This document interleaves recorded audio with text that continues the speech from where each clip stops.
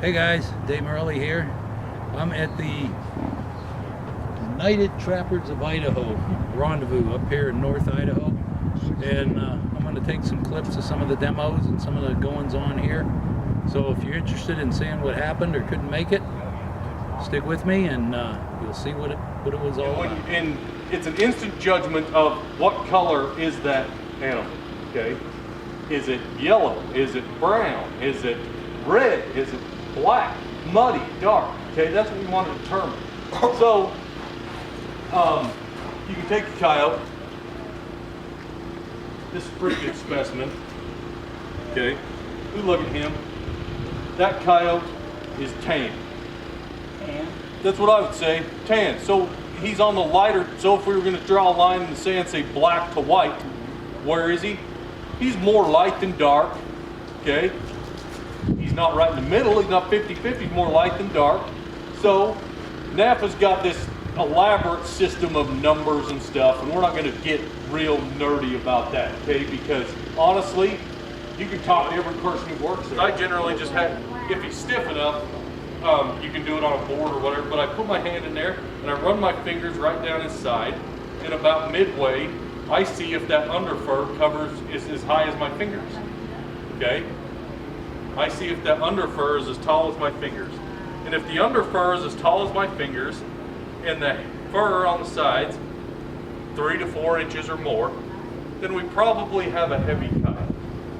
Okay? Lower in, probably. those cats will hunt along underneath there, and you can find places that are, unless the snow gets really bad, that's dry right underneath the edge, and they'll walk. I don't know how many mink trappers are here, but they will walk tight against that wall trying to hunt along there. We can have in February where it's cold. I mean, it's cold. And if you look, that cheatgrass is green that much. Right? And that's where I try and get as close to the edge of the rim as I can, and we use wax dirt on it. You can use exposed. Just make sure, some of my guys that are around me, I see they got an exposed set, and I go over there and move it, and I mean that sucker's froze down. You still need to have something underneath it. I don't care if it's exposed or not, but you just throw that on top of the ground and she's gonna freeze down, especially with the rain, snow, freezing, all that stuff. How I do it, because a cat will, I've seen them around my coyote traps. You know, a coyote, you can't crowd him. I'll get into a little bit of how cats and coyotes cross over, but you can crowd a cat to death. I mean, those guys catch them in cage traps. But what I do on I do all walkthroughs. I'm not a big cubby guy, never have been. I don't even like on the edge of the rims. I like to make it a walkthrough. Like if there's a little lean in here and there's only this much dry, I want it to walk through. I don't want to force him in. All those trail cam footage for those guys with conibears or cage traps, there's still 5% of them cats that are standing in front of that cubby and don't want to commit. That cats can be finicky. I've heard people, oh, Graz lures are horrible. I have trail cam footage of the cat won't walk through there. Well, it's just stinking cats sometimes. Graz is one of the best lures out there, but sometimes they just don't want to walk through there. They're a pain in the ass. I honestly think they're better off to have, they will on cats, have him not leave. Now, I can't stake anything because I'm in law and stuff, but I actually now kind of like him to be there. But anyways, on my coyote traps, everybody thinks I'm crazy, but we've got almost all of them just two coiled. I'm a dogless guy. It's just what my dad's been setting since the 70s. I think that one's a Montana. They're okay. When I get it, I do have 100, 150 made up of 4 coiled. And when I run out of those cat trapping, I'll switch to whatever I got left coyote trapping. Well, we 4 coiled 100, 150, and we use those up first for cat trapping. And the only reason, it's not because the cat fights. The cat doesn't fight a trap as hard as a coyote. I'd probably have a lot of lions believe me, and I wouldn't have to screw with them. Wouldn't have to have Shelby come find my traps for me with these dogs. But when you are dealing with a little bit of snow, frozen ground, December, January, February wet weather, I feel better with a 4-coil trap. Because even though, just because you got wax dirt is, I mean, that's the cat's meow. I mean, that's completely changed trap in the last 20 years. But it's still not like setting this trap right now today. I mean, you still got ice layer on there, you still got snow on there, you still got those conditions in January, February. So that 4-coil does help bring it up out of there. And you can see when you're springing a trap where it's just barely coming through, or it'll break through. I think a 4-coil break through a little bit frozen ground. And so we do use mostly frozen ground. Now I am a Gorman screen kind of guy, and I lost in the pickup some when we came here. But if you look at an OBS guys over there, and I use a heavy screen, and when I set those, if you guys try that screen, it does make a bigger kill area. I haven't seen where I'm getting more toe catches with cats, and once I started using them, then I loved them. And if you cut those to size, or those no BS traps, good looking traps in there. Jeez, we dye everything. That's what I do. Take that screen and you mash that down, and we'll just throw our wax paper on the top. I don't think there's much. Is there a reason? I don't think there's for much. making it black? I don't think. No, that's just what that. That's what that dye is. If you take that, I don't know if it's logwood dye or that sagebrush tips. If you splash that on your shirt, that water, you can wash it 50 times and it won't come out. It'll just dyes it black, but it'll help with the rust and stuff, and that's what we've been doing to treat our traps ever since. I've never dyed a trap, never speed dipped the trap, nothing. But I do. We can get into the coyotes tomorrow, but I worry about scent, but I don't freak myself out. And with cats, I don't worry really at all. I got my warm gloves on, and I'm kneeling at my sets, and I'm setting it, and I'm not really worrying about it. For coyotes, when I dye them, we've got our trap box. We'll throw some sagebrush boughs in there, and I do use rubber gloves. If that's the end of the world, I don't know, but that's just, it makes me feel better. What I really, really don't want, and I don't think it matters on cats, what I don't want on coyotes is I don't want lure when I'm luring. The next thing they did was they set up little booths. It wasn't a big tidal wave washing out all of our rights. No, farmers markets, the fair, any place they could get a little booth. They came in and they set up little booths. They got cute little old ladies in there, or some cute young ladies, and they're handing out brochures telling people trapping's bad. We hate trapping. And they would say, my dog got killed. And some people they did, and it was personal. And that's the thing about these people. It's personal for them. On the ground level, we're talking about big organizations. The people at the top, it's not personal for them. They want to make money. How do they make money? They sue the crap out of everybody, and eventually they raise money. They use it as a campaign strategy. Suing people makes you a lot of money if you do it right, and they figured that out. So then they called meetings, and they called the media. Did we call the media for this event? I hope so. If we didn't, maybe I'll call them.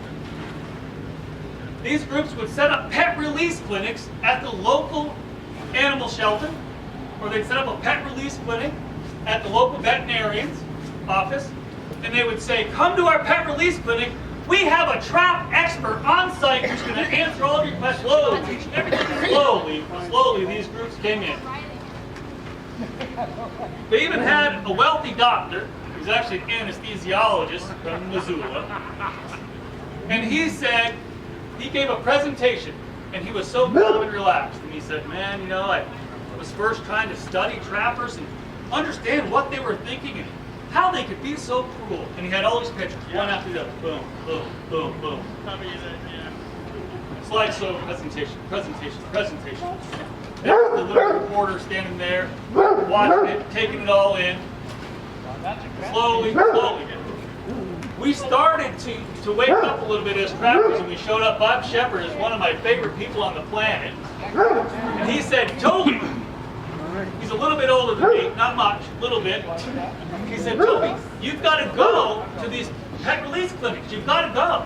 I was like, Bob, I don't want to go to some stupid pet release clinic. I know how to let my dog out of a trap. We go there, and what we did was we stole the show a little bit. And some of our key players that are hardcore animal rights activists who happen to land in Missoula, Montana on accident to organize an anti-trap campaign, yep, total accident, they showed up and they got mad and they said, hey, you can't be here. Here I am. I'm like, hey, I'd like to talk. I'm a board member of the Montana Trappers Association. You're giving these guys media coverage. I'm here too. They got mad, the antis did, and they said, hey, you trappers are always stealing the media from us. You're always stealing. Making sure that trap works. If you get that freezer on and them wolves are running all over that trap and it's not firing because it's froze in, you're not doing it. And then the bad thing is it froze at, there should probably be 3 pictures on here. That trap froze, that wolf come over, beat on that post and it warmed back up, that trap will fire. Because he depressed the pan but it was froze in. Now that trap's sitting there fired and that wolf comes back and he's like, what's this? And he's got the kids with him. Look at this. And he tells them, they learn. And so that can be a little bit frustrating. So you got to maintain those traps when you get those traps. And I remember when Justin was showing me pictures of digging out when you guys were getting 5 foot of snow, and he said something about number 9. I'm going to need some of your number 9s. And I said, that number 9 ain't coming through that. I said, a number 6 bear house ain't here. A number 6 new house bear trap's not going to come through that kind of snow. So it's just maintenance. You got to cover country and maintain it. So, but I do a lot on tracks, you know, and I've been out in that country long enough now. I know where they're coming. I know where they're going. Very little surprises me, but at the same time, every year I still learn. So this year I did a set, it's called the Burnt Post set. And when I was guiding out there in the fall, I had a moose hide that, it was a moose cape that was left over from the year before that for some reason didn't get salted, and it was just sitting there stinking. And so I took it out to the end of the airstrip, started a bonfire with some dry roots and logs, and I threw this moose cape on it. And just for shits and giggles, I put a video camera, or not a video camera, a trail camera on it. And when I came back out there for trapping season, I was happily surprised. I had wolves, bears, fox, coyotes, lynx, everything was coming up onto that post. So I set 2 number 9s on it. I set one pretty close to it, and then I set a P-post right next to it. And the first check I came out, I had a wolf in it, and the packet killed her. It was a 3-year-old female, and I'm not sure why the pack killed her, but they killed her in that trap. And then the overflow started, covered up the set, but all winter long, all summer long now, I'm getting pictures of wolves coming onto that post. So one of the cool things about these conventions is there's always a lot of vendors, and they have all different kinds of stuff to look at. So we're going to go in the vendors barn here, and we're going to take a look at some of the stuff at this show. So this extravaganza was put on by the Idaho Trappers Association and the Intermountain Fur Harvesters.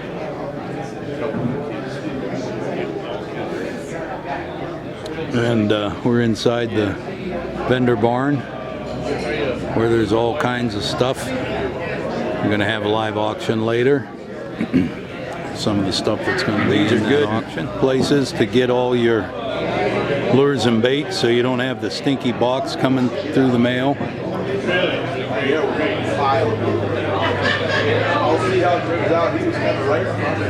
Save a little shipping.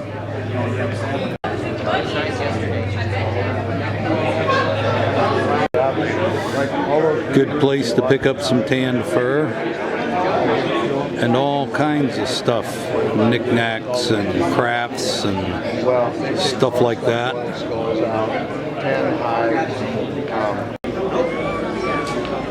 There's another booth with all kinds of fur and knickknacks and crafts.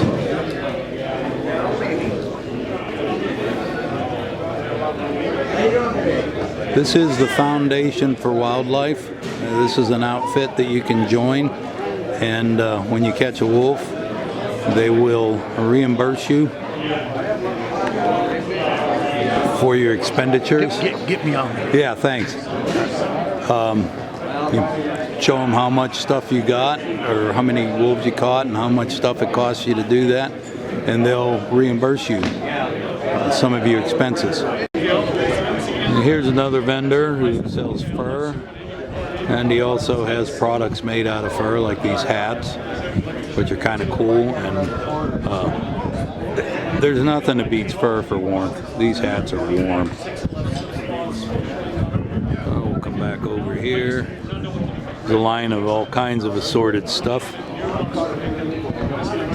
So this old codger has been a friend for a long time, and you can see making a little toy out of fur. It costs $10 if we use this shirt.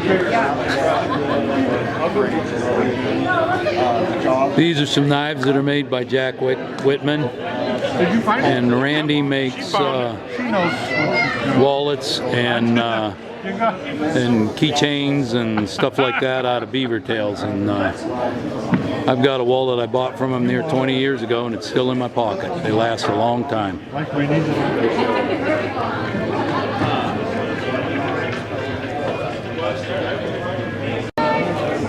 I'll make you a star.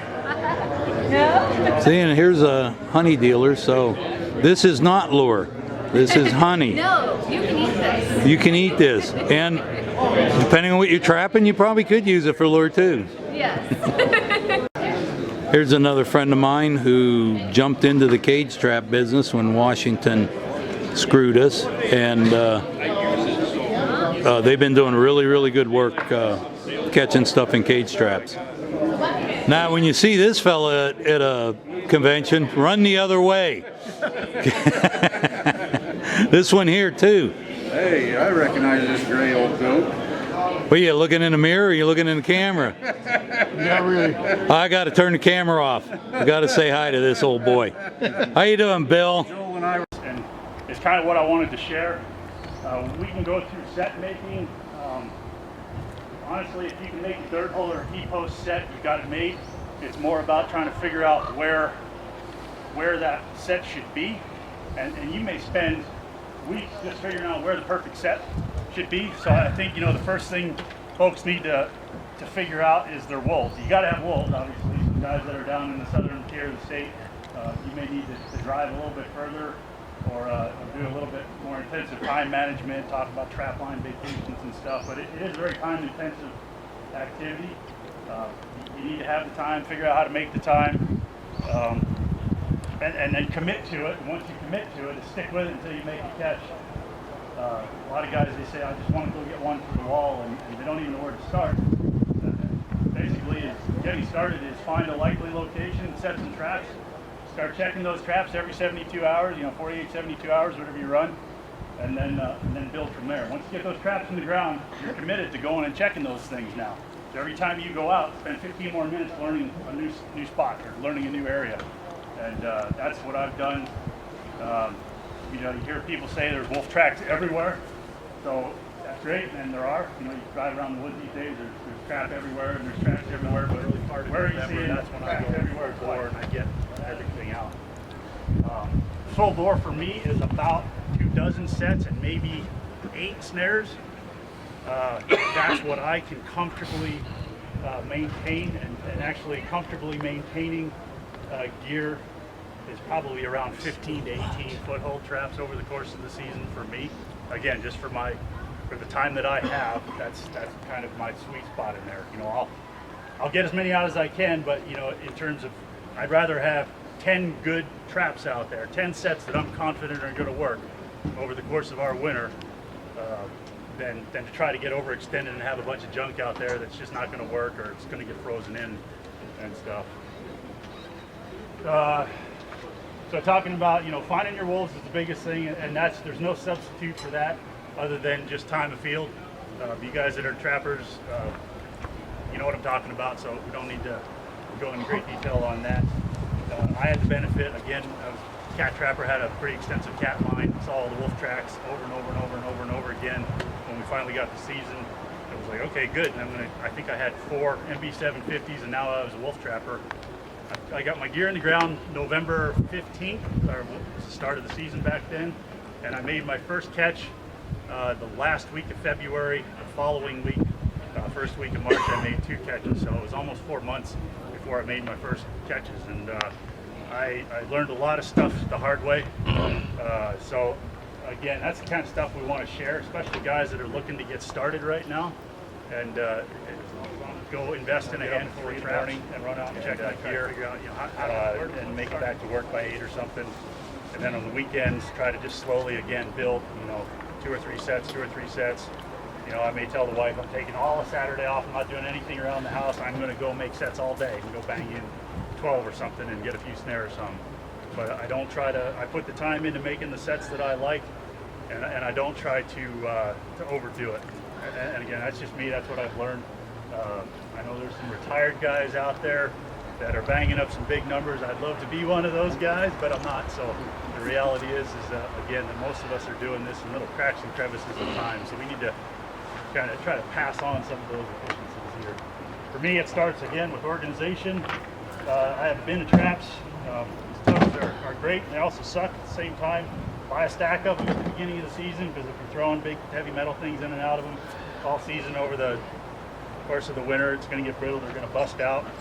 But I just use whatever random tubs that I need, keep my traps rolled up. And again, when I roll up to a site, I know exactly what trap's going in the ground, what anchor system I've got.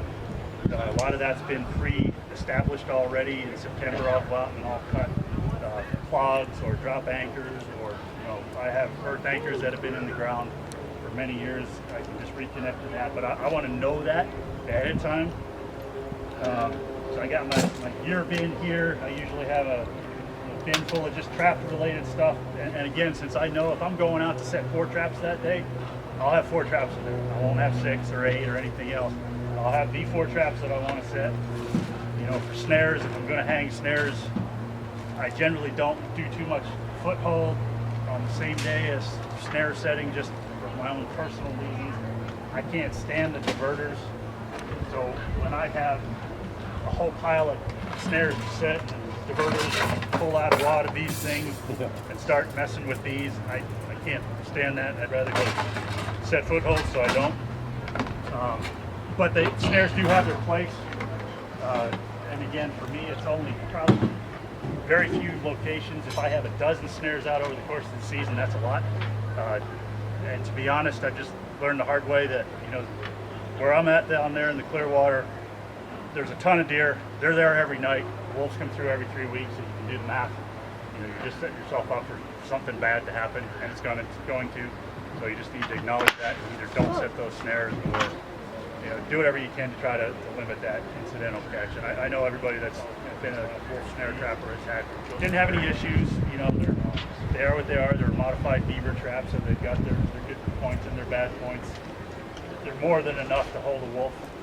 You know, they've got some weaker sides to them and other things, and there's some awesome traps in there I haven't had an opportunity to check out. But, you know, the point is, if you get a good pad catch, high pad catch on any of these wolf traps, you're probably going to hold it. I've never lost a wolf out of a trap, you know, one that there's a catch circle there and no wolf. Had a lot that are just snapped and laid over, and most of that's in the freeze thaw time when, you know, they hit that pan and it kind of does the slow motion come up. You've probably seen that if you've ever gone and tried to fire one in the crusty snow. It'll come partially up and then snap shut. A lot of those just get kicked, or whether you get a toe catch or they cling off or whatever.